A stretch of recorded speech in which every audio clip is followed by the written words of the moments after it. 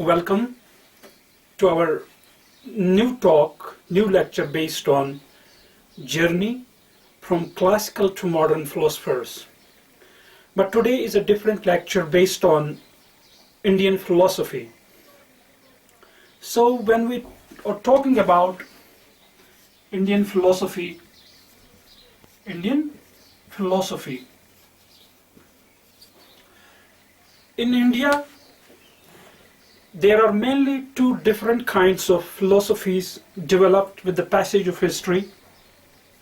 First, I will tell about the two basic groups which got originated or later divided into two groups. One was of what we call orthodox and one was of heterodox. So these are two different kinds. So the one group, they would believe in the Vedas, what they refer as the divine texts according to them. And the second group, they would reject the revelation of Vedas. So in first group, in this heterodox group, we would just study about Charvaka philosophy, we would study about Jainism, we would study about Buddhism. But when we come to here, they do believe in Vedas like Yoga, like Nyaya philosophy, whatever. All branches would believe in Vedas. So today we will have a brief lecture on Vedas and introductory lecture about Vedas. You know that there are four different kinds of Vedas. Number one, that's RIGVEDA. Number two, we have Samaveda. Number three, we have Atharvaveda and Yajurveda. Yajurveda we'll write first. And then we have Atharvaveda.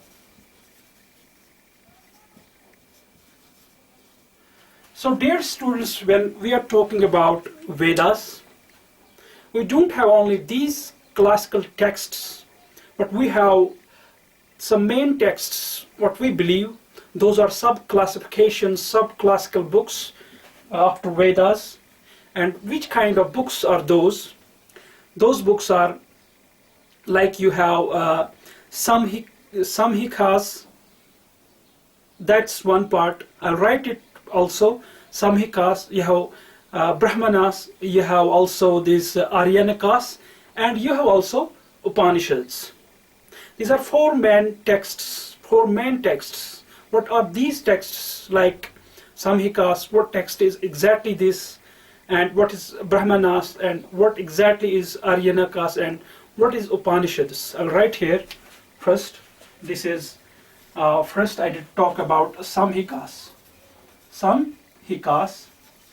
So if you want to have some more lectures on these Vedic philosophies, so you can subscribe my videos to get more videos about the Western philosophers, about Plato, about Aristotle. Samkhya, you have also after this what we call Brahmanas,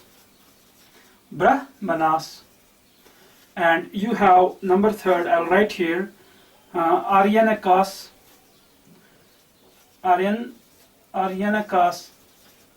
So whenever, if there is difficulty in pronunciation of words, I will try the best way to give the pronunciation of these Sanskrit words, but maybe because I'm not a native speaker of Sanskrit, so I may get some difficulty in pronunciation somewhere, so you'll just apologize. I apologize for that. So these are Aryanikas, and then you have Upanishads. So dear students, dear viewers and dear colleagues and dear friends, what exactly are these texts? Samkhya, Brahmanas, Aryanikas, Upanishads. I'll just give an example. For example, this is a thing here. This is one thing here. For example, I will call it as substance, like the substance we do have in monism. So monists, they believe in monism, like we have substance monism, we have existence monism, what we call in substance as stuff monism or thing monism, or we have absolute monism. They do believe that there is a single reality. In monism, they believe as there is single reality. So I'll just give the example. So this single reality is responsible for the creation of the whole universe. That means reality is one, be it a thing or be it mind or be it thing. But this thing, I give the example, if I create four things here, and this one thing is something different, of a different shape, and this defines a different way this thing. And this is of different shape and different kind. For example, this is chair. For example, this is window. For example, this is door. For example, this is bed. And here is the reality, what is formless, that is timber. So in monism we say that the substance which is responsible for the creation of the whole universe, the whole things in the world, all things in the world, that is a formless substance. So timber, let you consider timber is a formless substance. So I give this example in order to make you understand what exactly are Vedas. So this timber creates this. But when we say chair is a thing on which we can sit on this chair, and this is the quality of the timber. And then I would say that, oh, this is bed, and we can sleep on the bed, and we can give comfort to our body. This is the quality, that timber is a great thing. Then we have this, what we call door. Door is responsible in order to shut the door of the room or your gate, and you are making it protected from protected against thieves, against people who can go and come directly. There is window. It gives you the light inside your room, inside your home. So these are the things, but the main thing is there, that's timber. Same is the case, let we consider this substance, formless substance, as Vedas. So Vedas, there are different things, but now I won't say that the formless substance now. There are different things. Those different things are in a categorized form. For example, there are hymns.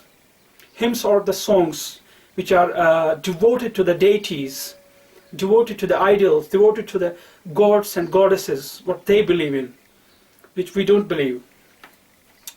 As there are, for examples, there are mantras, there are prayers. So this is one category. You have the category like hymns, they're in Vedas. You have mantras, these are like incantations, what we incantate, incantations, these mantras. You have prayers in Vedas, so also the categories. Besides this, you don't have only this, you have what we call rituals. You have rituals, rituals, for example, how to sacrifice the animal, how the ritual sacrifices. You have also the philosophy of your life, philosophy of your soul embedded there in Vedas. And also you have what we call that, you have Upanishads. That's also the commentary, that's the big commentary on what we have exactly there about the soul, about the life, about the purification of soul. So these are the kinds. So in all these Vedas, whether we are talking about these RIGVEDA, Samaveda, Ajurveda and Atharvaveda, we'll have a different single talks, separate lectures on these Vedas. So the rituals or the hymns, the mantras, hymns and the prayers, let me make the group of these. Let me rub it first. Here, I gave the example of monism also, so you may understand this. Let me tell you here. For example, this is RIGVEDA, and I will first make the category in RIGVEDA, in Samaveda, in Atharvaveda, Yajurveda and Atharvavedas. You will find somewhere there are hymns. Hymns are here, hymns, or there are prayers, or there are what we call as hymns are there, prayers are there. Let me the one category, and next category I will make of rituals. Or you can add here mantras, rituals for sacrificing animals, sacrificing animals, and you have the life, philosophy of life, everything. So dear students, these hymns, prayers and mantras, you have collected them in a separate book, or you call a separate layer or a separate part, and that separate part where you have about the information about hymns, the information about what we call these prayers, the information about your benedictions and mantras. The whole is the collection there. We call that samhikas. Samhikas. So this samhika, I'll just write here. Samhika is from the word, this means from Sanskrit word sam and hika. Samhika means to join together, or a joined one, or we call it a proper or correct. We have the words for this. Join it together what? That means samhikas is the literature joined, a joining of the literature, the parts of literature, what we find in Vedas, and these are considered to be the oldest one, the oldest layer among the Vedas, these parts, what we call samhikas. So first, what are exactly these?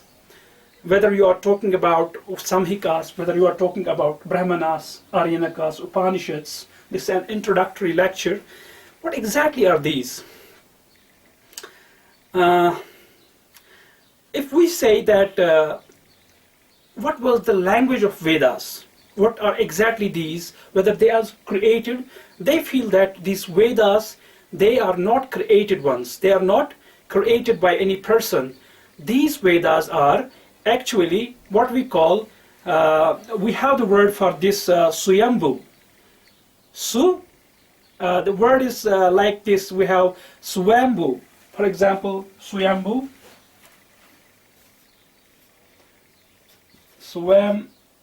I write like this.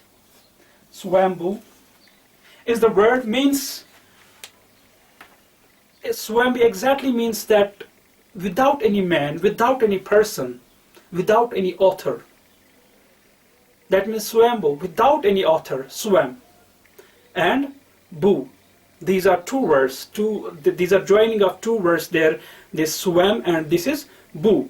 Means that this is arising. This is what we call that self-arising literature. This Swambhu is also the term used with Brahma. So I will make exactly the relation between Swambhu and the Vedas. How Vedas were created according to their belief. And Swambhu is Swam is the rising, is this creation, and this Bu is together with self-arising, self-created. That means this was created by none but a self-creation. So Brahma is the highest deity or highest god they believe in. The people of the time of the Vedas, they believed like this. And this Brahma is having 4 heads. 4 heads. And these 4 heads are in 4 different directions. So I will rub it here first. So you'll just be with me today. We're just having a talk on Vedas. Vedas are the texts. They believe that these are divine in nature. They are not created by anyone. And these are related to Brahma. They say in Bhagavad Gita, this is the reference in Bhagavad Gita. Bhagavad Gita. There is, this credit goes that the creation of these Vedas is actually in the Brahma's creation. That means Brahma is responsible for the Vedas, the word from Brahma. And Brahma is having 4 heads in 4 different directions. Now, about Vedas. So the Vedas which are talking about that there are hymns, there are rituals, there is philosophy of the soul, there are different things. We'll have a lot of talks about these beginning lectures. In which language were Vedas written? So first we'll say whether these were written or not. The first thing is this, the first theory, which goes back that no, they were not the written texts, they were authorless texts, but they were the Shruti. So we call also the Vedas as Shruti. I write here Shruti. Shruti means what's heard. What is heard, which you hear. So there are two different kinds of literatures we give. One is Shruti and Smriti. Shruti means which we hear, and Shruti what we remember. That means what exactly you hear. You have been hearing this thing from that person. That means now this literature which you hear again and again, this is in Shruti form until you remember it. Once you remember, once you code it, once you this collect it inside you, you remember it, you make it a different classified in great wise, you make it and you call it Smriti literature. Now, these texts, now they say that this is what we call Shruti, this is what we call Shruti, what is heard, what is heard. Who was then responsible to keep them in the form of book? So we don't know exactly who did it, but we know that in 4th century BC, when it was the time of Panani, 4th century BCE, Panani's time. Who was Panani? Panani was a grammarian, Sanskrit grammarian. Sanskrit grammarian. He was from Gandhara. Gandhara. He is considered to be the first grammarian of the world, or the first grammarian who devised rules. He was from Gandhara, what we call that now Hindu Kush. In Pakistan we have this very part, Pakistan Hindu Kush. Hindu Kush. So it was very difficult to codify the texts of Vedas. So Vedas were written what we call Vedic Sanskrit. So there is a term for it. We call it as Vedic Sanskrit. Vedic Sanskrit. So dear student, this Vedic Sanskrit was the language of Vedas. So it was very difficult to codify these texts because some person was needed who would have been very expert in Sanskrit language. This language which was very difficult till then because there was no grammar of this. There were no rules, set rules for this, whether how to decode it, how to have to verse it. So it was the Panani, the first grammarian from Hindu Kush side, Gandhara called that time, and he did devise and decodify, he did codify Sanskrit, and then onwards we call Sanskrit as the classical Sanskrit. We call it as classical Sanskrit. So we are on the second stage from this Vedic Sanskrit, or we can call it as well the classical Sanskrit, but a marginal difference occurred there, so we call it as now classical Sanskrit. Let me rub it first. So you go on writing, maybe I don't repeat sometimes, I will be repeating some of the words, but I hope that you just go yourself also. Now, who was this who classified it? It was Panani, a grammarian. Now, he was also responsible to create the grammar of Sanskrit language. Maybe it were Vedas which would have helped him a lot in making that grammar. So that grammar is that grammar was having 3,659 rules or something like that. 3,600 or something like 3,959 rules. And what were these rules about? These rules were about the morphology. These were about the semantics of the language. In morphology we study words. That means he worked on words, how to make the words, how to make compound, how to make nouns, because his method of making nouns is still very famous, and that was devised later in grammar. It's a scientific way.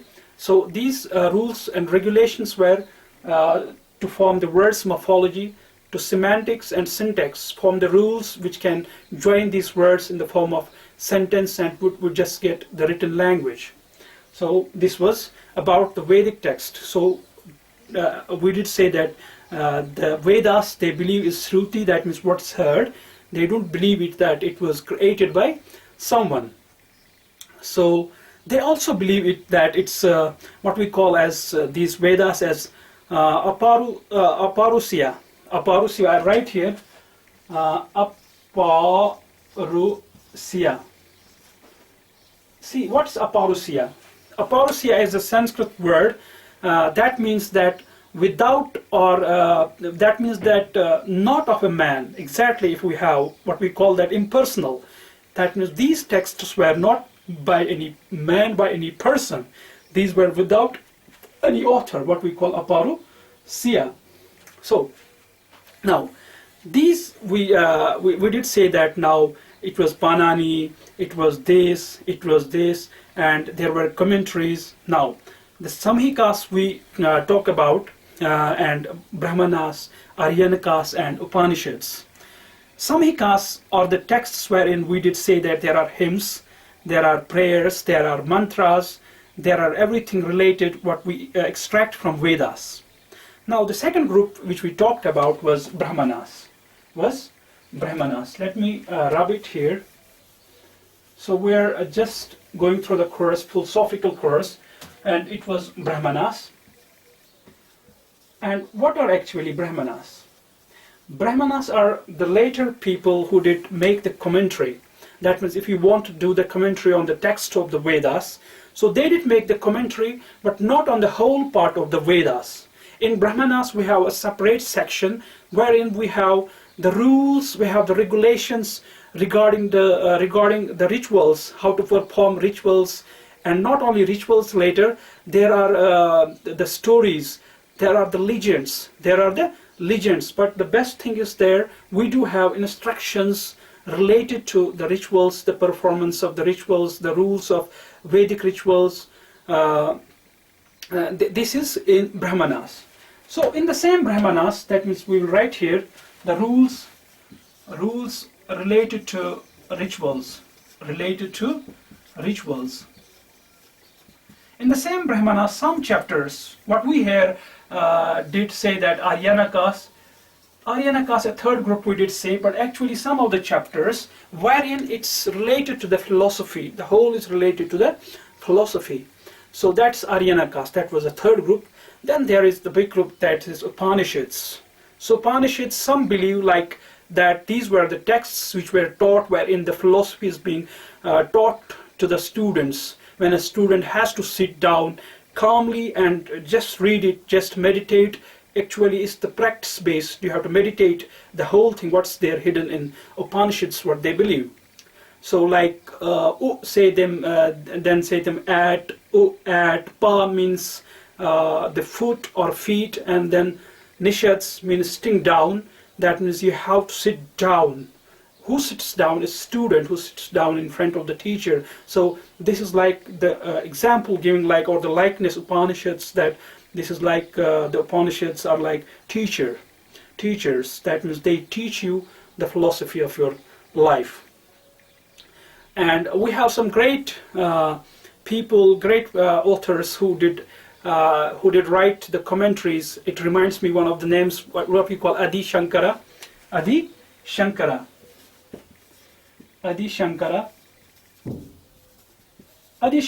he was from Kerala, what we call now Kerala, and he was a person who was believing in absolute monism. And we'll later we'll say what exactly is absolute monism, because this is a third branch in absolute monism. And he did write the voluminous commentaries on sutras, this commentaries of Vedas, on these Upanishads, and he did write a lot. And if you want to go, you can go through the writings through the translations of the books or the books written on that. So we'll just have a recapitulation about what exactly, how many books are there. There is RIGVEDA. RIGVEDA has mostly the hymns. These are the songs devoted to deities, and there are somehow 10,600 verses, and these 10,600 verses are related to what we call, these are related to deities also.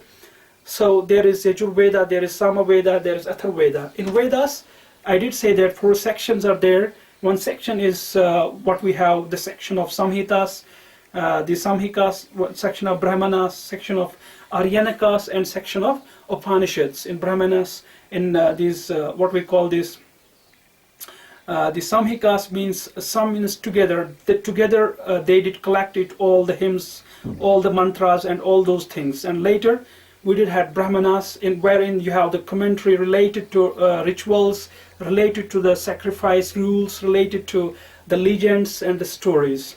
Then onwards you have the Aryanikas. This is related to the philosophy, the whole section.